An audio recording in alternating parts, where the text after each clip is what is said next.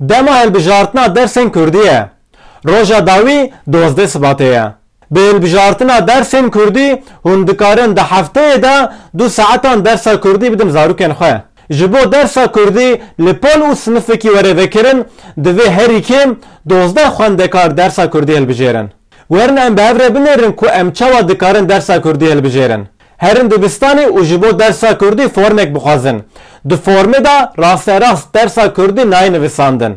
Ji bo dersa Kurdî ziman û zaravayên zindî yani yaşayan diller ve lehçeler tê hilbijartin. Formê tijî bikin û wê bidin dibistanê. Rêveber û müdürên dibistanan gelek caran dibêjin ji bilî we tu kes vê dersê nelbijartiye hûn jî yê nebijêrin. Bi gotina wan bawer nekin wisa dibêjin ku hûn dersên Kurdî negrin. Ji bo herî kêm 12 xwendekaran bi dê û bavên xwendekarên din re têkilî deynin.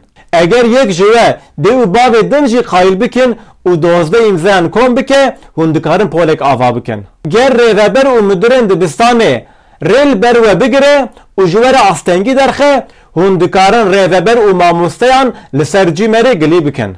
Bi îmzaya 12 kesan pola ji bo dersa Kurdî tê vekirin. Dersên bijartî cihê daxwazên me nagirin.